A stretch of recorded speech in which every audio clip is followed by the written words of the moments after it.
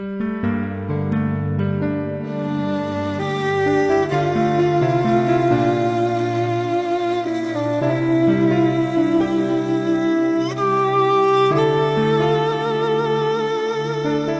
өзен жүрекке құймай мекен, естелік сөз әз жанды қинайды екен. Әкеңіз 100-ге келсін 1000 жасасын, өлімге адам шіркін қимайды екен. Алтынбек әкетайым шынар еді, әулеттің жүрегінде тұмар еді.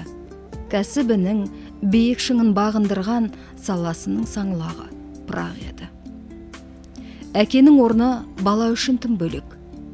Әкені асқар тау деп бекер айтпайды екен. Сол тауың шағылғанда перзенттен әл кетіп, қорғансыз қалғандай сезінеді. Бірақ тірі адам тіршілігін жасайды. Әкеміздің көзі ашық кезде жасаған еңбек арқылы артында қалған ісін көріп тәубе етеміз. Әкеміз Алтынбек Еркінбекұлы 1942 жылы 7 желтоқсанда қазіргі Төле би ауданы Кеңес Арық ауылында туған. Ұстаздар отбасында дүниеге келген ол бала күнінен парасат пайымы артқан зерек болып өсті. Мейіржан апа жүзі жылы еді, отбасының ұйтқысы гүлім еді. Еркінбектей атаның бел баласы Алтекең асылдардың сынығы еді. Кеңес қоғам, бай кулак деп алалаған, атамызды сол билік қаралаған, ал Алтекең ағынға қарсы тұрып, жалтақтап артына еш қарамаған. Әулетінде биік ұшқан сұңқар еді, сөздерін бауырлары тыңдар еді, көп балалы отбасы 9 жанның ішінде дара шапқан тұлпар еді. Өмір күндер менен күндер жалғасқан. Көптің ішінен дараланған тұлға 1956 жылы орта мектеп табалдырығын аттап 1967 жылы бітірді. Ол кезде комсомолдық жолдаманың жөні бөлек болатын. Мектеп бітіргесін 1-2 жыл ауылда қызмет етпесе, жоғары оқу орнына түсе алмайтын уақыт еді. Сол заңдылықпен әкеміз Алтынбек Еркінбекұлы 40 жылдық Октябрь колхозында 1959-1961 жылдары шаруашылық жұмыстар атқарып, колхоздың дамуына белсенді азамат ретінде үлес қосты. Мектеп қабырғасында есеп-қисапқа жүйрік болғандықтан 1961 жылы Шымкент пединститутының физика-математика мамандығына оқуға қабылданды. Ол оқу ордасын ойдағыдай тамамдаған соң, білімін жалғастыру мақсатында 1962 жылы Қазақ химия-технологиялық институтының өндірістік азаматтық құрылыс инженер мамандығына оқуға түсті. 1967 жылы сол институттың ғылыми кеңесінің шешімімен құрылыс конструкциялары және архитектура кафедрасына оқытушы қызметіне алынды. Онда болашақ еліне, ұлтына қызмет ететін жалындаған жастарға дәріс беріп қанаттандырды. Әкенің қанымен, ананың ақ сүтімен келген қасиет болар бәлкім, Алтынбек Еркінбекұлы үнемі білімін толыстыруға, қоғаммен бірге дамуда дамыл таппайтын азамат еді. Болашақ мамандардың білім сапасын арттыру мақсатында әр кезеңдерде одақтың көрнекті ғалымдары, мемлекеттік сыйлықтың лауреаттары мен профессорларды шақырып дәріс оқытты. Ол сол кездің жастарына жанамын деген жүрекке от беретін жарқыраған шырақ еді. Алтекең азаматтың ардағы еді. Кішілердің әрдайым қорған еді. Елін жерін сүйетін, қастерлейтін қазақ елінің саңлақ еді. Кәсіпте сарқылмайтын ордасы бар, бүкіл тмд елдерінде ортасы бар. Құрылыс саласына тер төккен соң барлық елде Алтекеңнің таңбасы бар деген өлең жолдары әкеміз Алтынбек Еркінбекұлына арналып отыр. Ол 160-тан астам ғылыми еңбектің авторы және инновациялық патентін иеленген білікті маман. 17 оқу әдістемелік нұсқаулардың авторы. Ғылыми еңбектерді жазу үшін адамда үлкен ыждағаттылық пен сол салаға деген жанашырлық болуы қажет.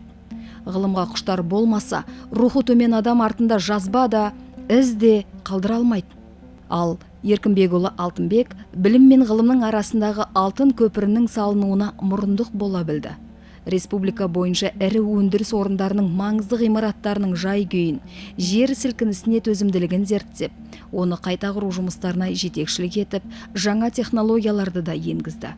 Шымкент қорғасын, биофарм, фосфор сияқты өндірістік бірлестіктердің жұмыстарының жақсаруына үлес қосты. Ол ғылыми жұмыстарын Москва, Алматы институттарымен бірлесіп құрылыс конструкциясының сенімділігі атты ғылыми-техникалық орталықтың директорлық қызметін қоса атқарып жүрді.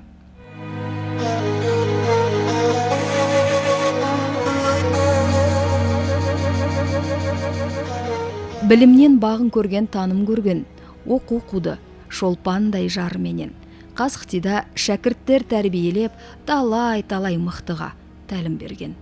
Тұңғышы Лаура келіп қуанып ет, қал жаным деп атасы құбалып ет.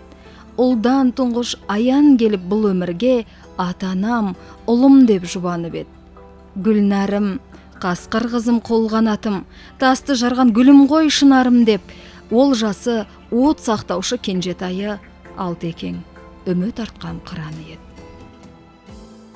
Айзере, әбден ұры әйгерімі, аяулым Айсұлумен құралы бет, немересі Абылаймен мақтанатын Асқар тау ата еді, шын алып ед.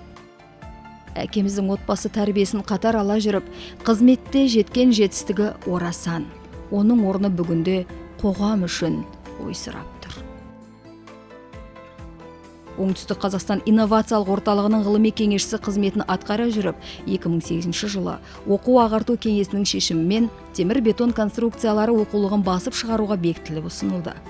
Білім, даму, қызмет, оқулық барлығы да Алтынбек Еркінбекұлының өмір жолындағы үлкен тәжірибемен қоғамға қосқан үлесі болатын. Ел жүрегі Астана деп ұрандатқан уақытта бас қаланың өркендеуіне елеулі үлес қосатын Хайвилл 32 қабаттық тұрғын үй ғимаратының техникалық шартын жасап пайдалануға берілгенде де осы Алтынбек әкеміздің қолтаңбасы еді. Одан бөлек Астананың 70-ке тарта тұрғын үйлеріне эксперттік талдау жүргізіп, олардың қауіпсіздігін қамтамасыз ету шараларының шартын да жасап, өндіріске ұсынған осы кісі. 2006 жылы Сырдария өзен қоймасында Көксарай су реттегіш плотинасы салынды. Алтынбек Еркінбекұлы сол құрылыстың сапасын бақылаушы ретінде Оңтүстік лабораториясының ғылыми жетекші қызметін атқарды. Бұл үлкен жауапты қызмет болатын. Профессор Құдайберген Ибрагимұлымен бірге сол кездегі төтенше жағдай министрі Башкомен сұхбаттасып, плотина құрылысындағы қателіктерді дәлелдеп, плотина қауіпсіздігін қамтамасыз ететін жобасын қорғап шығып жүзеге асырды. Халыққа қызмет етуде Алтынбек әкеміз бір сәтте үнсіз отырмаған. 2010 жылы басталған Ұлы Жібек жолының құрылысында Қазақстанның оңтүстік және батыс аймағында автомобиль көпір құрылыс мәселелерін шешуге атсалысты. Қазақта жақсының жақсылығын айт, нұры тасысын деген сөз бар. Артында айта жүретін іс қалдырған азаматтың арманы жоқ шығар сірә. Алтынбек Еркінбекұлы оңтүстікке ғана емес, Қазақстанның өзге аймақтарында да еңбек еткен білімді жан-жақты жан еді. Қазақстан құрылыс индустриясына сіңірген еңбегін ескеріп, Қазақстан жер сілкінісіне төзімді құрылыс ғылыми зерттеу институтының ұсынысымен оны Қазақстанның құрметті құрылысшысы атағымен марапаттады. Бұрынғы Қазақ-химия технология институты қазіргі Мұхтар Әуезов атындағы Оңтүстік Қазақстан университетінде бақандай 15 жыл кафедраға жетекшілік еткен болатын. Сол кезеңде 1500-ге жуық жоғары сапалы құрылыс инженерлерін дайындауда үлкен еңбек етті. Ресей жаратылыстану академиясының профессоры, ғылымға және білімге еңбегі сіңген қайраткер атағы берілді. 2018 жылы 5-ші халықаралық Москва білім салоны көрмесінің алтын медалімен марапатталды.